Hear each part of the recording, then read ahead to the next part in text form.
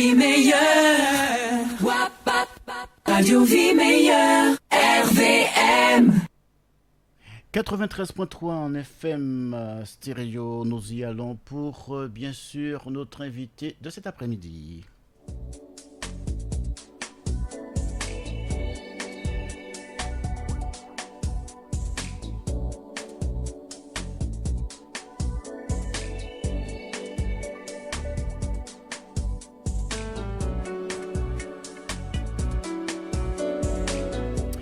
Comme on l'a annoncé, nous avons donc un autre micro pour cet après-midi dans les rendez-vous de l'après-midi, le pasteur Claudie Ritel. Pasteur Ritel, bonsoir. Bonsoir Freddy, bonsoir à tous les auditeurs de la Radio Vie Meilleure. Voilà, merci d'être présent cet après-midi pour faire le point sur cet événement qui s'approche, cet événement du 29 juin. On parle de ce festival de la parole. C'est vrai, il y a beaucoup de cette notion de festival qui vient souvent sur nos îles, hein, un petit peu partout. Mais là, c'est un tout autre festival, le festival de la parole, une manifestation, on peut dire, avec un caractère festif, on va dire ça, et au centre quelque chose de bien précis. Alors, c'est quoi exactement ce festival de la parole? Alors, quand nous parlons de festival, bon, comme tu l'as dit précédemment, il est question de fête. En fait, le festival de la parole, c'est véritablement mettre la parole de Dieu en fête pendant plusieurs jours, donc pratiquement une semaine, du 29 juin au 7 juillet. Donc, c'est la fête de la parole de Dieu. Alors, pourquoi ce besoin d'organiser un festival autour de cette parole? Alors, une chose est sûre, c'est que quand nous regardons aujourd'hui avec les moyens de communication, la prédominance d'Internet, le désir surtout d'avoir l'information tout de suite, on a l'impression que pratiquement la parole de Dieu a été reléguée en arrière-plan. Alors que cette parole est véritablement la chose qu'il nous faut pour que nous puissions avoir toutes les informations nécessaires. Donc, devant un tel constat, de voir que la parole est reléguée en second plan, la direction de la jeunesse a choisi de pouvoir organiser ce festival qui va chercher surtout à adresser la problématique suivante. Comment pouvons-nous mettre ou remettre la parole de Dieu au centre de la vie de nos jeunes, les jeunes adventistes, les jeunes de l'Église, mais les jeunes en général, et plus singulièrement, nous voulons aussi axer sur la communauté tout court. Alors, mais cette parole qu'on désigne, c'est la parole de Dieu, la Bible, hein, c'est ça? C'est la parole de Dieu, puisque nous savons que nous avons une révélation de Dieu. Dieu nous parle au travers de sa parole, la Sainte Bible, et comme je le dis, on a l'impression que les générations d'aujourd'hui pensent que la Bible est dépassée, et nous voulons justement montrer qu'elle n'est pas du tout dépassée. Au contraire, elle est plus que jamais à l'ordre du jour. On dit que c'est un livre le plus lu, le plus vendu, c'est le livre qui a été le plus traduit, et maintenant elle est accessible sur, on va dire sur Internet, hein, avec des applications. Il y a toute une promotion pour inciter les personnes donc à se tourner vers cette parole. Et donc, d'après votre analyse, c'est pas le réflexe de la jeunesse en général? Ce n'est pas le réflexe de la jeunesse en général, ce n'est pas non plus le réflexe de l'homme en général. On et a pourtant, elle a été le plus vendu quand même. Oui, mais c'est surtout cela. C'est-à-dire que quand vous avez quelque chose qui se retrouve partout, qui est présent partout, on a l'impression que ça devient banal. Et quand ça devient banal, on ne donne pas de la valeur. Alors c'est vrai qu'on a la Bible partout, mais la question qui se pose, c'est est-ce qu'on la possède? Je peux avoir la Bible sur mon téléphone, sur mon iPad, je peux avoir la Bible chez moi, sur une étagère, mais est-ce que je possède la Bible? Et c'est là que nous voulons véritablement mettre l'accent pendant ce festival. C'est-à-dire que je peux avoir la Bible, mais nous voulons inviter tout un chacun à pouvoir la posséder. C'est-à-dire à aller voir dans cette parole de Dieu ce qu'il y a en réserve, ce qu'il y a en stock, ce qu'il y a comme trésor pour chacun d'entre nous. Cette festival de la parole, est-ce une première? Au niveau de la jeunesse de la Guadeloupe, oui. Au niveau de la jeunesse de la Guadeloupe. C'est sûrement pas une première au niveau de l'église adventiste, puisque ça a déjà eu lieu. Récemment, il y a eu un festival de la parole au niveau de la division avec la cheftaine Louise Nokandi en Guyane, où on a effectivement mis l'accent sur la parole. Mais au niveau de la jeunesse de la Guadeloupe, c'est la première fois que nous voulons véritablement mettre l'accent dessus. Et notez bien que nous n'allons pas mettre l'accent dessus sur une journée ou un week-end. Ça sera pratiquement une semaine. Alors, on va y revenir. Alors, je suppose que pour organiser une telle manifestation, il y a des acteurs qu'il faut pour des collaborations. Alors, quelles sont ces personnes bien sûr, qui organisent donc cette Ok, ce alors comme festival? d'habitude, lorsque nous mettons en place les choses, nous voulons toujours nous tourner vers la jeunesse. Donc il y a une équipe de pilotage qui s'occupe justement de mettre en place ce projet, qui s'occupe de piloter ce projet, et ce sont des jeunes. Ce sont des jeunes, donc nous avons Corinne Blocaille, elle vient du secteur nord-sud-est Grande-Terre, donc du côté de Sainte-Anne. Nous avons également Aldric Elisabeth, jeune des Abîmes. Nous avons Moïse Astasi, jeune de Baillargeon. Et nous avons également Mélissa Bernard Quinol de Sainte-Rose. Nous avons également Moline Brosius, également de la région de Sainte-Anne. Et nous voulons fonctionner avec tous ces jeunes pour que nous puissions véritablement leur donner la possibilité de mettre en place les choses. Donc cette équipe de pilotage, elle est présente surtout pour mettre en place les choses, mais elle travaille avec des commissions.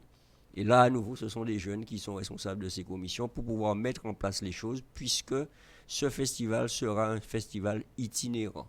Nous n'aurons pas le festival en un lieu pendant la semaine, mais nous allons nous déplacer sur les territoires des îles de Guadeloupe. Alors, est-ce qu'on peut parler un petit peu des temps forts de ce festival? Comment va s'ouvrir donc ce festival le Alors, 29 le juin? festival va s'ouvrir le 29 juin. Donc, nous aurons l'ouverture de ce festival dans le secteur sud-Basse-Terre. Pour l'instant, nous sommes en finalisation du lieu, puisque nous voulons également que ce festival se déroule véritablement dans des endroits publics. Nous essayons de ne pas avoir le festival autant que faire se peut, selon les moyens structurels que nous avons. Nous allons essayer d'avoir ce festival en extérieur, c'est-à-dire dans des salles municipales, dans des structures municipales, sur les places publiques, puisque nous voulons que le festival de la parole soit le festival de la population. Alors, je suppose que vous avez mis en place toute une stratégie de communication pour faire savoir donc aux communes. Alors, comment c'est perçu, ça a été reçu cette proposition de festival de la parole dans les communes? Alors, la première réception de ce festival, c'est quoi le festival? Donc, nous avons d'abord travaillé sur l'aspect communication. Et nous nous reposons donc sur la structure que nous avons au niveau de la jeunesse adventiste, donc l'organisation dans les secteurs. Nous avons rencontré les responsables de jeunesse dans les secteurs, dans tous les secteurs de la Guadeloupe. Nous avons également contact avec le secteur de Saint-Martin par voie téléphonique, par voie multimédia. Et nous avons d'abord expliqué le concept. Ça, c'était la première chose. Il est très important de pouvoir partager le concept pour que le concept soit bien perçu et que par la suite, la promotion soit assurée dans toutes les zones. Donc, le concept étant partagé, étant bien reçu, maintenant nous fonctionnons dans les secteurs où l'information redescend et va remonter à nous par l'intermédiaire toujours des jeunes et des responsables. Puisque ce festival n'est pas organisé par la direction de la jeunesse, point de A à Z. Il y a une grande part qui est prise par la jeunesse. C'est-à-dire que lorsque nous parlons du festival de la parole, nous voulons donner à notre jeunesse la possibilité d'exprimer la parole de Dieu sous toutes ses formes. Donc le jeune qui veut exprimer les bienfaits de la parole au travers d'une fresque, il pourra le faire. Au travers d'un dessin, il pourra le faire. Au travers d'un slam, il pourra le faire. Au travers d'un chant, il pourra le faire. Il pourra le faire aussi au travers d'une scène. Donc peu importe le talent que possède le jeune, il pourra mettre ce moyen d'expression à disposition pour que le festival soit enrichi de sa contribution. Donc c'est un programme conçu plus vers l'intérieur ou vers l'extérieur? C'est un programme conçu inter-externe. Interne et Parce que externe. nous pensons qu'il faut impliquer nos jeunes, donc ils sont impliqués. Nous pensons qu'il faut aussi les encourager à justement mettre la parole de Dieu au centre de leur vie, mais ils peuvent le faire tout en partageant avec les autres. Parce que quand on essaie de pratiquer simplement dans son petit cocon, au bout d'un moment, on devient très fatigué. Nous refusons de ghettoiser la parole de Dieu. Nous refusons de dire nous allons laisser cela dans notre petit cocon d'adventistes. Nous voulons, parce que la parole de Dieu n'est pas à l'adresse uniquement des adventistes ou uniquement des gens qui lisent, des gens qui sont dans des religions. La parole de Dieu, c'est pour tout homme. Il nous est bien dit que toute écriture est inspirée de Dieu pour, avec un objectif, convaincre, instruire, etc. Et il est dit, c'est pour mener l'homme à toute bonne œuvre. Il n'est pas dit adventiste ou peu importe. Celui qui prend cette parole au sérieux va être transformé par cette parole-là. Donc c'est l'objectif que nous avons, c'est que ces jeunes-là puissent prendre cette parole au sérieux et pouvoir ensuite la partager en même temps. Donc lorsque j'allie théorie et pratique, je suis plus efficace. Voilà, donc les auditeurs qui nous écoutent, peut-être dans l'une de ces points où ce festival de la parole aura lieu, ils pourront très certainement ne pas avoir trop de soucis pour avoir un exemplaire de la Bible, très certainement. Tu peux reprendre? J'ai dit que les auditeurs qui nous écoutent, Oui. peut-être dans les différents points où ce festival va se dérouler, ils n'auront pas trop de difficultés à repartir avec un exemplaire gratuit de la Bible. Ah mais l'objectif c'est cela. Parce que nous voulons, comme je le dis, si nous parlons d'inciter la population, chacun à pouvoir justement mettre la Bible ou remettre la Bible au centre de sa vie, nous allons également leur donner la possibilité d'avoir la Bible pour pouvoir la posséder. Voilà, donc ça commence par le forum le jeudi 30, hein, et on ouvre le débat. Ce forum va tourner autour de quelle thématique? Alors, il faut savoir que nous aurons un intervenant qui vient des États-Unis. Donc, c'est le directeur des ministères de la jeunesse de la division interaméricaine. Donc, savoir que dans l'organisation de l'Église adventiste, nous, ici en Guadeloupe, nous avons une fédération. La fédération gère les îles de Guadeloupe. Au-dessus de cette fédération, il y a l'Union qui gère Martinique, Guyane et Guadeloupe. Et au-dessus de l'Union, nous avons la division interaméricaine où nous avons une administration qui gère pratiquement 42 pays et îles de la Caraïbe et de l'Amérique. Et donc, le directeur des ministères juvéniles, donc de la division interaméricaine, le pasteur Al Powell, sera avec nous pendant ce festival de la parole et il sera l'intervenant principal. Donc, chaque jour, une fois que nous aurons fait l'ouverture, chaque jour, il aura la possibilité de pouvoir s'adresser à la jeunesse, s'adresser à la population, mais nous voulons également que l'audience qui est là puisse pouvoir échanger avec lui. Donc, nous aurons des forums qui seront mis en place, nous aurons également des animations qui sont mises en place, mais nous avons surtout ces périodes où on peut avoir un échange entre effectivement cet expert de la parole de Dieu et le commun des lecteurs de la Bible qui pourra poser ces questions et avoir réponse. Donc lorsque nous entrons dans cette dynamique avec lui, il y a effectivement un certain nombre de questions qu'il va adresser pendant le festival de la parole, et notamment l'une, c'est la place de la parole dans la vie du jeune. C'est de se poser la question aujourd'hui, Dieu a-t-il une parole pour le jeune aujourd'hui? Et quand on pose comme ça la question, on veut mettre l'accent sur l'importance de la Bible dans la vie du jeune du 21e siècle. Mm-hmm. Je vois l'une des questions qui seront évoquées aussi lors de ce forum. Comment rendre la Bible, comment faire de la Bible un outil attractif? Absolument. Absolument, puisque nous disons que selon ce qu'on observe, on a l'impression que la Bible est dépassée, que la Bible, c'est une question de choses qui sont passées, ça ne nous intéresse pas trop. Et nous voulons maintenant contextualiser cette Bible. Nous voulons faire de cette Bible effectivement un outil qui répond aux questions du présent. Parce que le jeune peut se poser la question de se dire la Bible, ça a été écrit, ça fait des milliers d'années. Comment ça peut répondre à mes besoins, moi qui vis effectivement en 2020.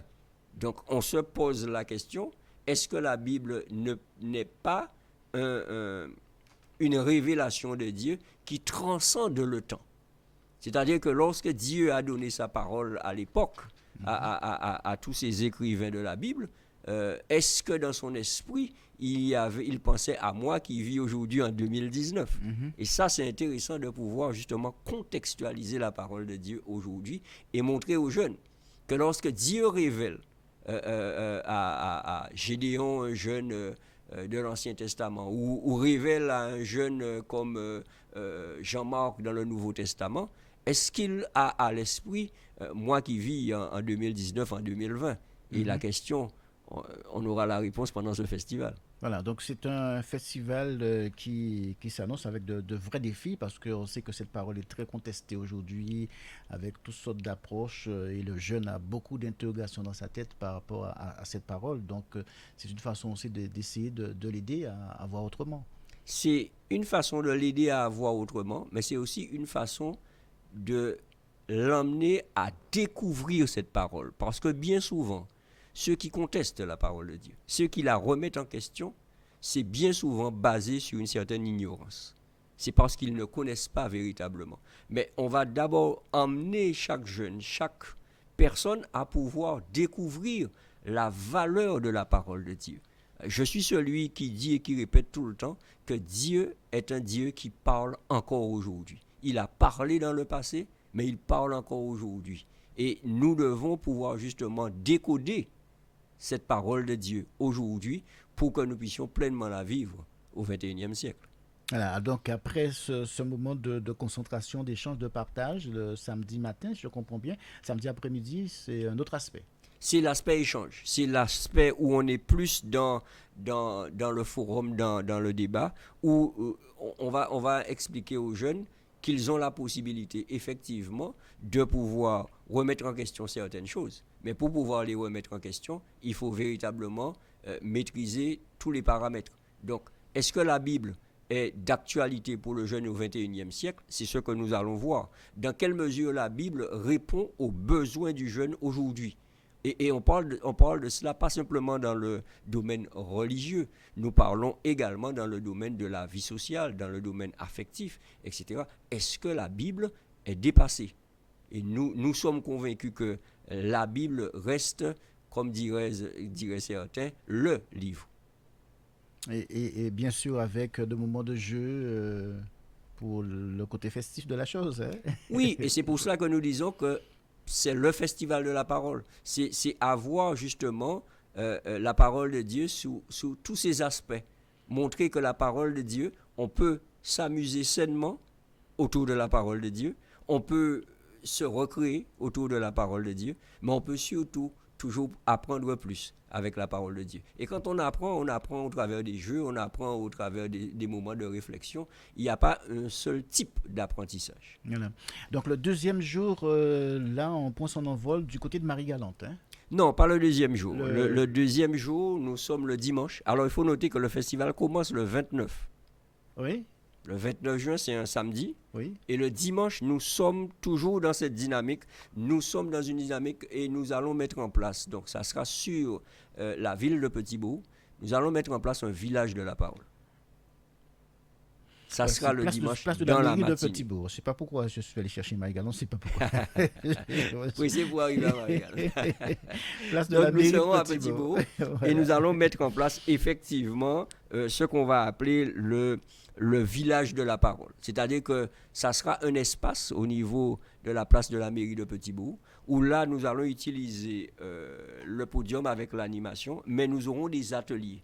Nous aurons des ateliers où là nous voulons surtout mettre l'accent sur une exposition que nous voulons avoir. Et cette exposition, c'est intéressant parce que ce que nous voulons, et nous avons déjà lancé l'appel, nous allons profiter cet après-midi encore une fois pour lancer cet appel-là avec puissance. Nous voulons exposer différentes versions de la Bible. Nous recherchons actuellement la plus vieille Bible qui existe en Guadeloupe. Nous voulons retrouver la Bible la plus ancienne, la Bible et les Bibles les plus anciennes, parce qu'il y a plusieurs versions, et pouvoir les exposer, de telle sorte que les jeunes puissent se rendre compte qu'avant même qu'ils soient nés, ce livre-là était là. Et il est encore d'actualité dans leur vie. Leur montrer l'évolution justement de la distribution de cette publication extraordinaire qu'est la parole de Dieu. Nous allons mettre également l'accent sur un certain nombre d'ateliers où les jeunes pourront, par exemple, mettre la parole de Dieu en scène. Mm-hmm. Alors, le jeune va arriver, on va lui donner, par exemple, un passage de la Bible et on lui dit, tu as 10 minutes, un quart d'heure. Et tu as le choix pour pouvoir présenter cela de manière vivante sur le podium. On sait que nos jeunes sont très créatifs. Nous avons également, durant ce village, nous aurons la possibilité pour les jeunes aussi d'aller au contact de la population. Donc nous allons avoir un parcours de la parole, où il y aura des indices qui seront disséminés dans la population autour. Cette fameuse chasse au trésor. C'est le style. Où ils partiront à la recherche des informations, ils partiront aussi à la rencontre de la population. Et quand ils reviennent avec l'information, ils reviennent aussi avec la population. Donner la possibilité aux gens de participer avec nous à ce programme-là. Ouais. Donc ça sera une partie dynamique le dimanche matin de ce festival où la population et la jeunesse seront véritablement dans une ambiance festive autour de la parole de Dieu. Ouais, ce sera de 9h à 12h et puis on avance sur le lundi. Alors le lundi, nous avons encore quelques hésitations sur la formule définitive. Parce que nous avons choisi de rencontrer tous les leaders de jeunesse pendant ce festival de la parole et nous hésitons encore entre 2 jours pour pouvoir le faire. Maintenant, si nous rencontrons ces leaders de la jeunesse, ça sera le lundi soir avec le pasteur Al Powell. Lui étant directeur de la jeunesse de ces 42 pays et îles de la division interaméricaine, il va nous apporter son expertise au niveau de l'impact de la parole de Dieu dans la vie des jeunes. Je veux prendre un exemple tout simple. Nous retrouvons par exemple dans les pays hispaniques, dans les pays également anglophones, nous avons des jeunes de 18-20 ans qui sont directeurs JA. Nous avons des jeunes qui sont dans la vingtaine et qui sont déjà dirigeants d'église. Chez nous, on vous dit que vous êtes encore trop jeune, il faut acquérir de l'expérience, etc. À 18, 20 ans, ils sont déjà des dirigeants de jeunes comme eux. Et je peux vous dire que ça marche parce que qui, mieux qu'un jeune, a de l'impact sur un autre jeune? Bien sûr, ces jeunes-là sont mentorés, ils sont tutorés, ils sont accompagnés par des adultes plus expérimentés qui sont aussi dans le mouvement de la jeunesse, mais c'est à eux qu'on passe le bâton et qu'ils prennent la direction. Et il va nous parler de cet aspect, nous au niveau dirigeant, au niveau de la jeunesse, au niveau de la Guadeloupe, nous parler de cet aspect, mettre le jeune en situation de prise de responsabilité. Parce que le jeune, il veut prendre les responsabilités. Mais est-ce que nous voulons lui donner les responsabilités? Donc, il y a cet aspect mise en responsabilité et prise de responsabilité. Le jeune est pour la prise de responsabilité. Est-ce que moi, le directeur de la jeunesse, je suis pour la mise en responsabilité? C'est ce que nous allons un petit peu voir avec Pasteur Al Powell. Et ça sera quelque chose qui sera confiné aux dirigeants de la jeunesse. Parce qu'aujourd'hui, le constat, il est clair, c'est que la direction de la jeunesse aujourd'hui chez nous, particulièrement dans le monde adventiste en Guadeloupe, c'est une direction qui n'est pas jeune. La plupart des dirigeants JA, ce sont des quarantenaires, des cinquantenaires. On se pose la question, où sont les jeunes? Et il faut que les jeunes puisse prendre la direction du mouvement de la jeunesse. Et la tranche d'âge que tu as précitée tout à l'heure, là, 18 et dans cette fourchette d'âge, sont bien souvent là disponibles et ne sont pas en action. Ils ne sont pas en action. Alors, c'est pour cela que nous avons commencé un travail avec cette tranche d'âge 16-21 ans. C'est la tranche d'âge que nous appelons les ambassadeurs dans l'organisation de la jeunesse adventiste. Et nous voulons les préparer, les accompagner à la prise de responsabilité. Puisque, comme tu le dis, ils sont disponibles à ce moment-là. Parce qu'après, quand ils sont partis en vue de leur expérience professionnelle, expérience universitaire, etc. Et bien souvent, même quand ils reviennent, ben, ils sont déjà dans une autre dynamique, ils sont peut-être mariés, ils sont peut-être moins disponibles. Et il faut pouvoir les enraciner maintenant. Un jeune qui est leader à 16, 17, 18, 21 ans sera toujours un leader par la suite. Mais si on lui dit d'attendre quand il sera plus vieux, l'envie par la suite, et puis aussi le manque d'habitude, fait qu'il n'est plus aussi engagé. Mais est-ce que tu penses que c'est pas quelque chose qui nous a échappé parce que même dans les lycées, on voit les gens passent leur baccalauréat de plus en plus jeunes, d'accord? On a une tranche d'âge jeune et qui ont déjà, s'ils arrivent quand même à passer cet examen-là assez jeunes, c'est qu'ils ont déjà une réflexion mûrie, une analyse faite et malheureusement on a encore des doutes sur leur capacité d'analyse, d'engagement, de faire des choses et qu'on a laissé les années passer et puis on a réalisé qu'on les a laissés filer entre nos doigts. Oui, on a raté quelque chose. C'est au niveau de la spiritualité, au niveau de l'accompagnement spirituel. Parce que nos jeunes sont instruits. Nos jeunes aujourd'hui, pour certains, sont plus diplômés que les dirigeants. Je le dis avec le sourire, mais c'est la réalité. Ils sont plus instruits. Maintenant, dans le domaine spirituel, ils sont des fois plus creux.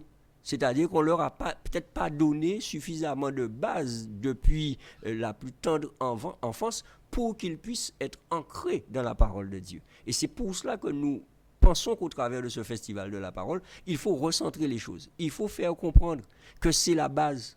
C'est le centre, parce que si j'arrive à accompagner mon jeune dans son ancrage de la parole de Dieu, à 16 ans, 17 ans, il est un leader mûr pour pouvoir prendre ses responsabilités. Parce qu'en termes de bagage intellectuel, nos jeunes, ils ont le bagage. Et puis quand ils sont assis là en train d'écouter les adultes, donc l'adulte a une grosse responsabilité quelque part de savoir que chaque mot a sa valeur, chaque mot a son sens.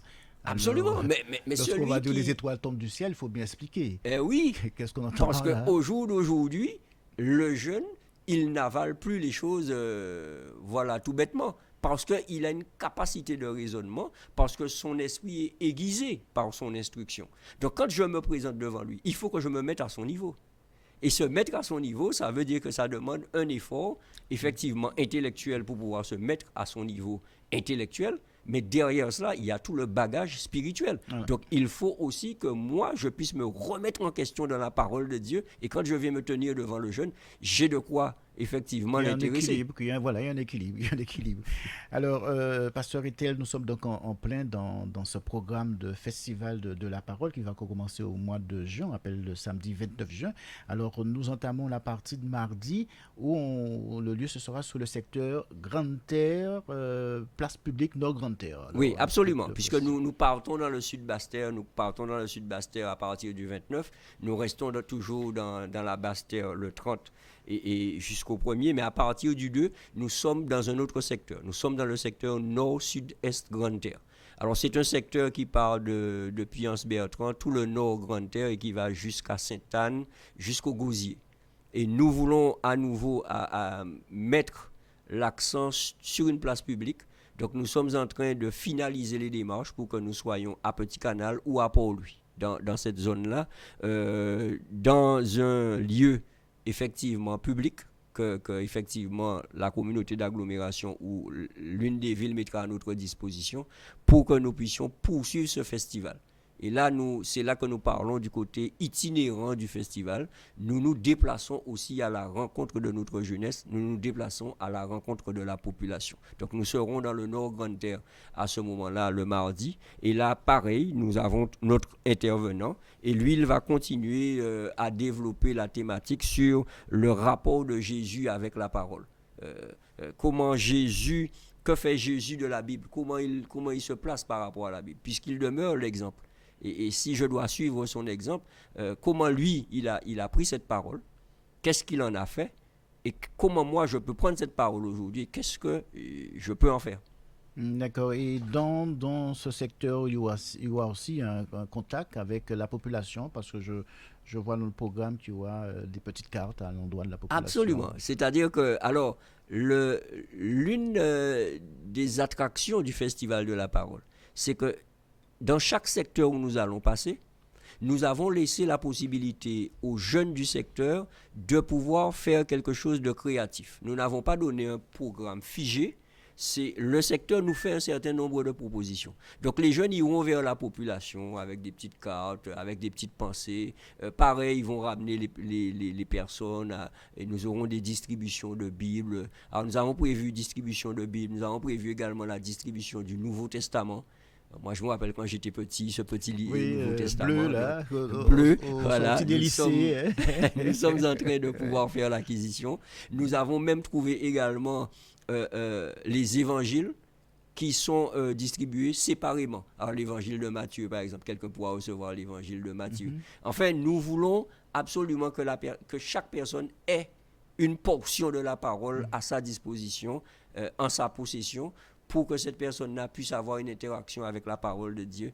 Et nous savons très bien que quand la parole, elle est partie, elle ne retourne pas sans effet. Mais est-ce que vous avez réfléchi sur les applications, parce que tout le monde a le smartphone? Est-ce qu'il y a un volet pour inciter les gens? Peut-être il y a beaucoup de personnes qui ne savent pas qu'ils peuvent mettre cette application sur leur portable. Est-ce qu'il y a un volet de ce sens-là? Alors, il y a ce volet, puisque dans l'équipe de pilotage, il y a Moïse Astasi et Aldric Elisabeth qui s'occupe de cette partie communication, et on sera très dans l'interaction justement, puisque même au niveau des animations qu'il y aura pendant le festival, à certains moments les gens pourront aller télécharger certaines applications pour que nous puissions avoir une interaction avec eux. Et l'objectif, c'est que nous voulons également tout au long de ce festival mettre en place une plateforme interactive, c'est-à-dire où là nous pouvons par exemple lancer des challenges, des défis à nos contacts. Par exemple, envoyer un verset de la Bible, une bénédiction pour quelqu'un, et demander à la personne de pouvoir faire pareil avec un autre contact, de telle sorte que la parole puisse véritablement circuler et être à la portée de tout un chacun. Donc nous allons également utiliser les moyens technologiques, puisque nous croyons que si Jésus était ici aujourd'hui en 2019, il utiliserait il utiliserait aussi les moyens technologiques pour pouvoir faire avancer le ministère de la parole. Voilà. Et ça fait toujours plaisir, hein. Moi-même j'en reçois, de recevoir un verset de la Bible par SMS. Il y a des gens qui font ça depuis des années, des infatigables. Oui. Et des fois ça tombe à point. C'est ce que j'allais dire. C'est qu'on ne peut pas minimiser l'impact que cela peut avoir dans la vie de quelqu'un. Alors, le verset m'a fait du bien. Je partage avec mes contacts. Mais je ne sais pas, parmi tous mes contacts, s'il n'y en a pas un qui avait justement besoin exactement de cela pour faire de sa journée une journée dans une toute autre dimension. Il y a des gens qui pensaient poser certains actes, et en recevant ne serait-ce qu'un verset, ça a changé totalement la face de la journée, mais la face de leur vie même. Donc il ne faut pas avoir peur de partager. Et puis j'ai envie de dire, quand j'ai la parole de Dieu, elle me fait du bien. Qu'est-ce que ça me coûte de partager avec quelqu'un d'autre? Ça ne me coûte rien du tout. Aujourd'hui, envoyer un SMS, ça fait partie véritablement de notre vie aujourd'hui. Donc, au lieu d'envoyer des choses hilarantes, des comiques qui n'ont pas un impact, je peux envoyer quelque chose qui va faire une différence. Le positif, bien sûr. Alors, nous avançons sur le jeudi 4 juillet, le festival. Alors, avant le 4 juillet, oui. Sur la programmation, nous avons simplement laissé le mercredi, le 3, parce que le mercredi 3, nous ne serons pas sur le territoire de la Guadeloupe, nous serons à Saint-Martin. Ah, c'est Martin. Donc, D'accord, oui. c'est une autre Donc le programmation. mercredi 3, nous allons effectivement prendre l'avion avec l'intervenant, donc avec Pasteur Powell, et nous irons à la rencontre de la jeunesse saint-martinoise. Voilà, Donc et- tout au long de la journée du mercredi, nous serons sur le territoire de Saint-Martin. Pareil, le secteur de Saint-Martin est en train de travailler sur ce programme-là. C'est pour ça que ça n'apparaît pas dans ton donc fascicule. vous êtes là du mercredi au vendredi. Non, nous sommes là le Ah, c'est mercredi uniquement, parce que nous D'accord. revenons au Guadeloupe le jeudi. Ok. En fait, le gros du programme a lieu sur toute la journée du mercredi, et également ça va se terminer le mercredi soir. Ok. Pareillement, donc nous serons sur la place publique de Marigot qu'on appelle la Saint-Martin Waterfront. C'est là où se déroulent tous les festivals, etc. Et nous avons demandé une mise à disposition. Et là encore, c'est un lieu ouvert au public. Et nous allons pareillement mettre en place ce programme avec le secteur de Saint-Martin. Et ce qui est intéressant, c'est que nous allons travailler sur Saint-Martin avec la partie française et la partie hollandaise. C'est-à-dire que les deux jeunesses, parce que sur l'île de Saint-Martin, nous avons deux directions de jeunesse adventiste, la partie hollandaise et la partie française. Mais elles travaillent en collaboration sur certains projets, et sur le projet du Festival de la Parole, effectivement, la responsable de la jeunesse de Saint-Martin travaille main dans la main avec la responsable de la partie hollandaise. Donc, cette jeunesse va se rencontrer. Nous allons avoir un beau défilé avec la fanfare, les fanfares de la partie hollandaise, les jeunes en uniforme, etc. Nous serons là en présence également des responsables de la collectivité. Et pareil, il y aura prise de parole, il y aura forum. Et nous allons, pendant toute cette journée, en tous les cas, véritablement faire la fête autour de la parole de Dieu à Saint-Martin. Voilà, et vous serez de retour le jeudi 4 juillet. Le jeudi 4, donc nous Voilà. prenons l'avion le jeudi matin à 9h20 à Grand-Case. Nous sommes de retour ici en Guadeloupe à 10h30. Et pareil, donc le soir, l'après-midi et le soir, nous sommes dans le secteur de Pointe-à-Pitre, le secteur sud-ouest, Grande-Terre, où là, nous aurons également, tout comme nous l'avons fait dans le nord Grande-Terre, ben, nous aurons un programme qui sera préparé également avec la jeunesse du secteur. Voilà, alors ce programme du festival, on ne peut pas dire qu'elle est encore fermée.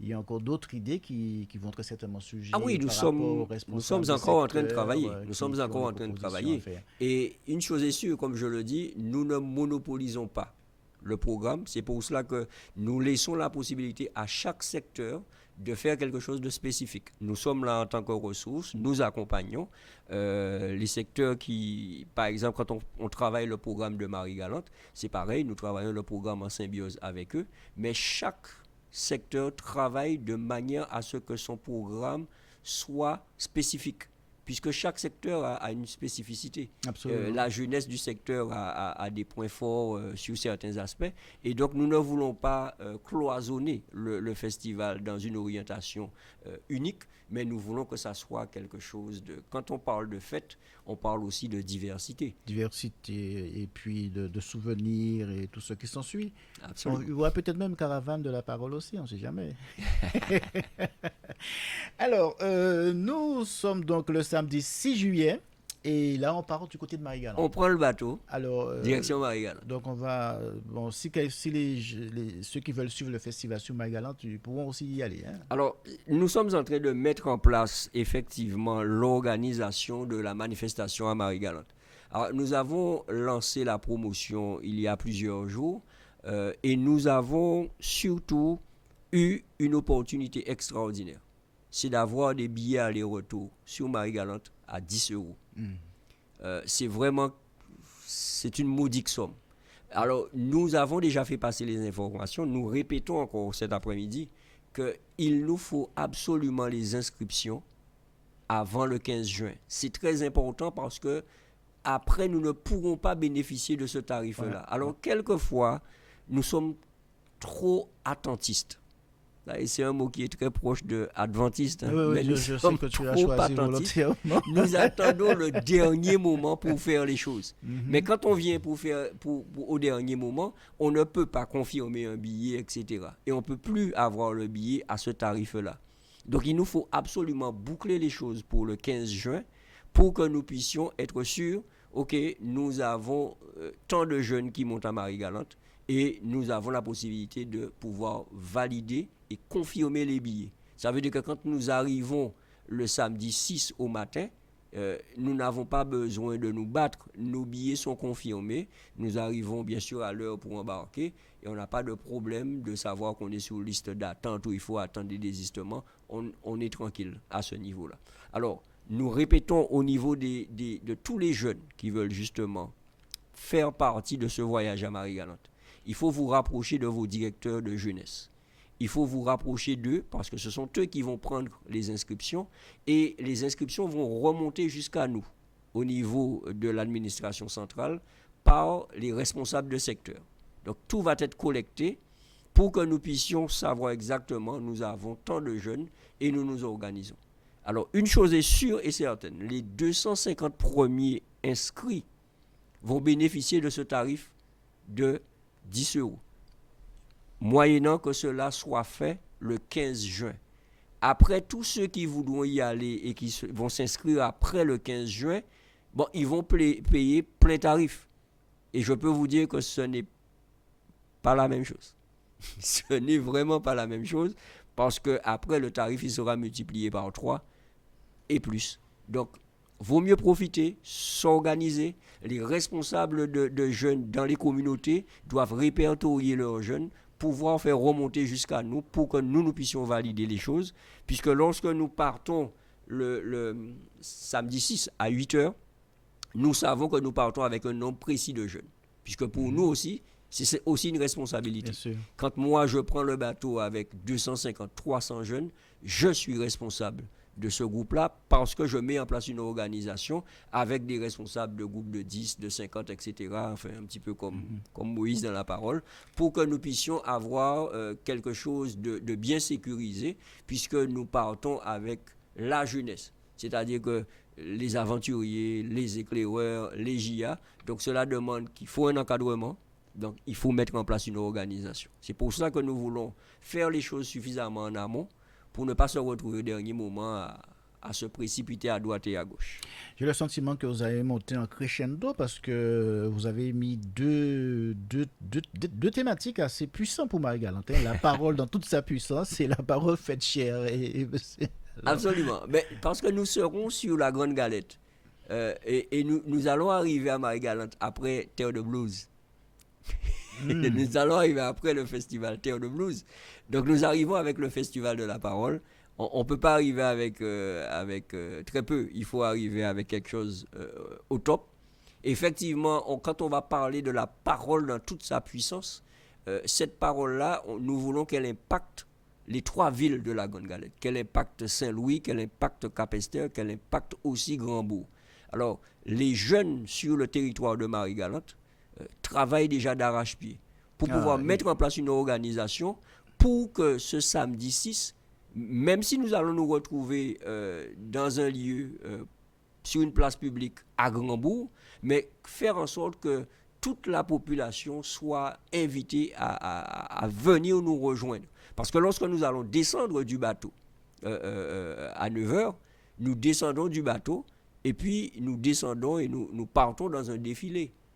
Et nous allons partir dans un défilé. Alors, les choses s'organisent, mais nous aurons sûrement un défilé avec charrette, et voilà, toute une organisation, fanfare, etc. On peut compter sur la jeunesse marie-galantaise. On sait comment ça se passe déjà avec Marie-Galante. Marie-Galante. D'imagination. Hein? On sait déjà comment ça se passe avec cette jeunesse-là. D'exclusivité, des fois. Absolument. Et c'est pour cela que nous voulons que chaque secteur mette en conçoit avant quelque chose de son authenticité qui est unique.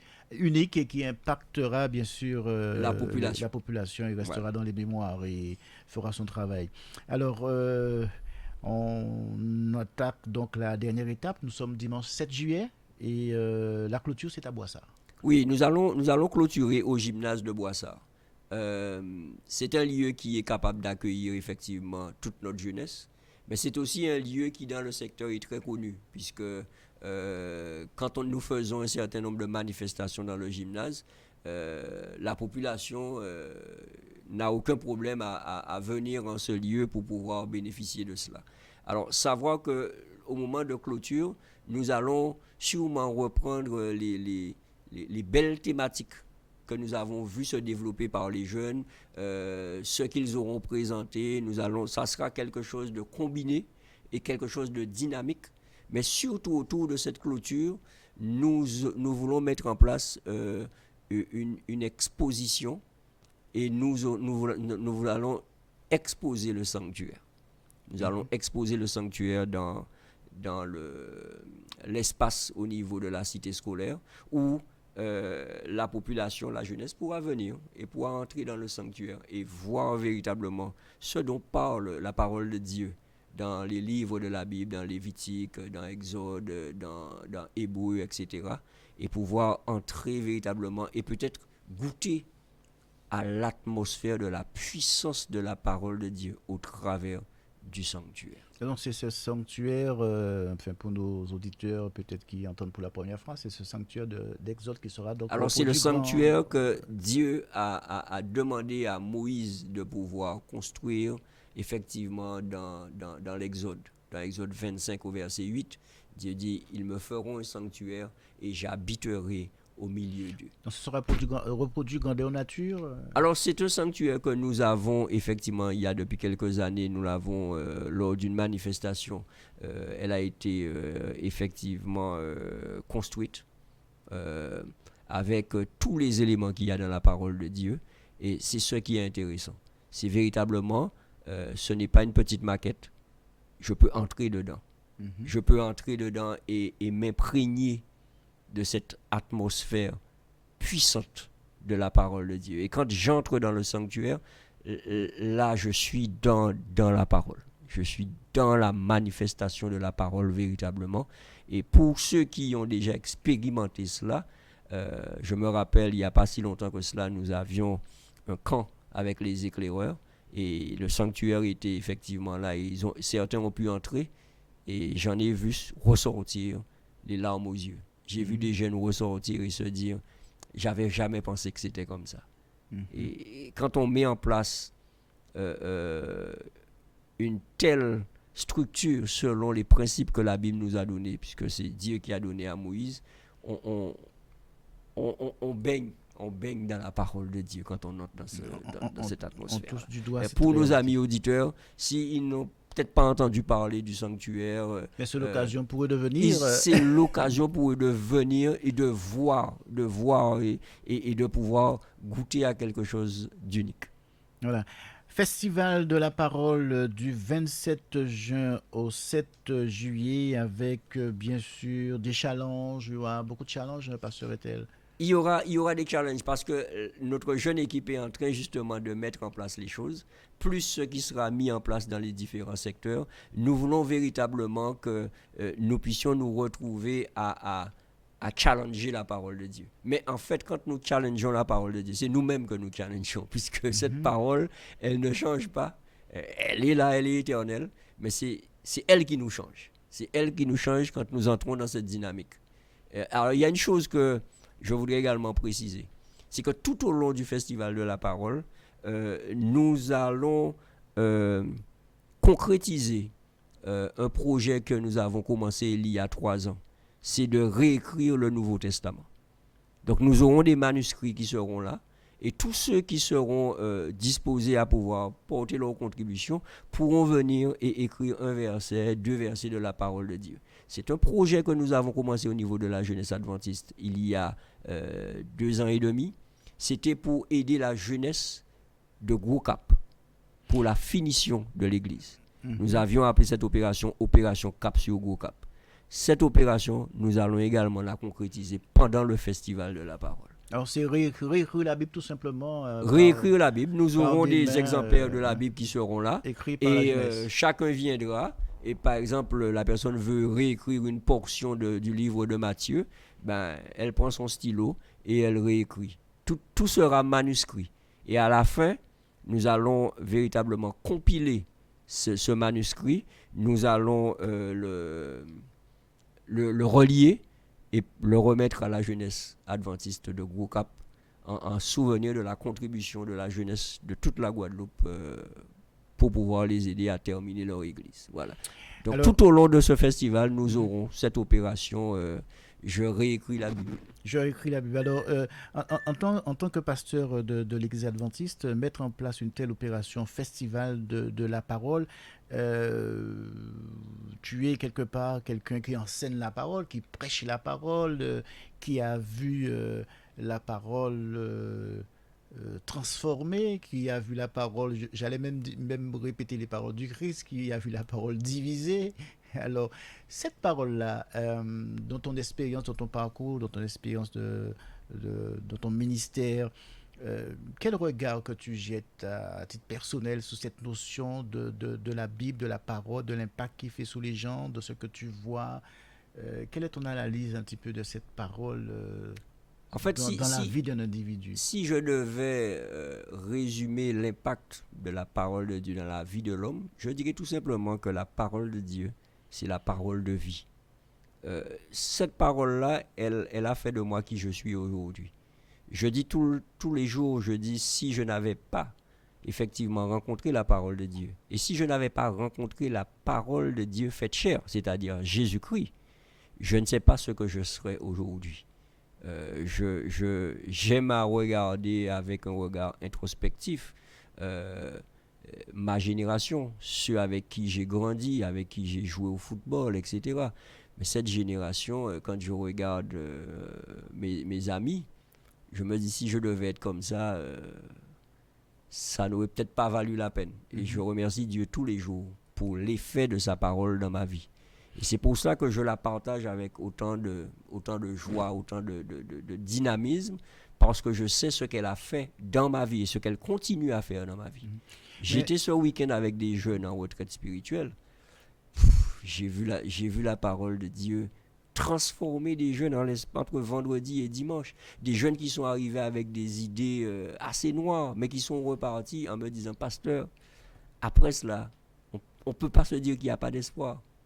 C'est simplement voir. Alors, moi j'ai aimé aussi la thématique de ces jeunes. Ils ont choisi une thématique pour ce week-end. C'était avec la parole de Dieu, à Dieu les doutes et à Dieu l'écoute. C'était magnifique. Donc ils sont entrés dans cette dynamique. Maintenant, je choisis d'écouter Dieu au travers de sa parole.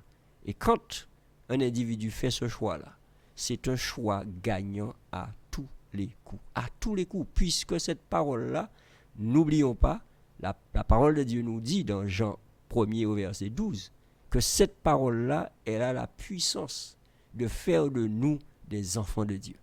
Donc on ne peut pas s'en sortir dans la vie vraiment sans la parole. La parole de Dieu est centrale. La parole de Dieu, il y a ceux qui donnent l'impression qu'ils s'en sortent bien sans la parole. Il donne l'impression. Et j'aime bien quand tu dis... À moins qu'elle le lise en cachette. J'aimerais bien quand tu dis il donne l'impression de s'en sortir, mais sans la parole. La parole de Dieu, c'est notre GPS. C'est notre guide. Donc il nous faut absolument nous reposer sur elle. Et nous invitons d'ailleurs tout auditeur à pouvoir s'appuyer sur cette parole-là, parce que c'est une belle vérité. La parole de Dieu a toujours un impact sur un individu. Est-ce qu'il y a dans ton analyse à travers donc l'histoire de la Bible dans les siècles, est-ce qu'il y a un événement qui t'a fait titre ou bien qui t'a interpellé particulièrement face à une difficulté que cette parole aurait rencontrée au cours de l'histoire et qu'elle a traversée, qu'elle a fait ressurgir? Est-ce qu'il y a quelque chose de particulier? J'aime bien l'histoire. Et s'il y a quelque chose qui m'a marqué, c'est la période où Satan, par l'intermédiaire de certains qui ont été ses instruments, a voulu faire disparaître la parole. Et tous les moyens ont été utilisés. Et je me rappelle avoir lu cette histoire de cette femme qui avait caché la parole de Dieu dans son four. Dans son four. Et quand on a fouillé, on a cherché partout. On n'a pas trouvé cette parole. Mais après, elle ressort la parole du four. J'aime cette image. Parce que je me dis que chaque matin, quand je sors mon pain frais du four, et je me dis que la parole de Dieu, je dois pouvoir la sortir comme ça. Chaque matin, je sors la parole de Dieu de mon four, parce que cette parole-là, c'est la parole de vie. C'est le pain de vie. C'est le pain. Moi, cette image m'a toujours marqué quand j'ai fait l'histoire, effectivement, l'histoire de l'Église, et qu'on racontait cette histoire dans cette période de l'Inquisition, etc., où cette femme a eu cette idée, mais je crois que ça ne peut être qu'une inspiration. Et dire que tout a été fait pour que cette parole puisse disparaître.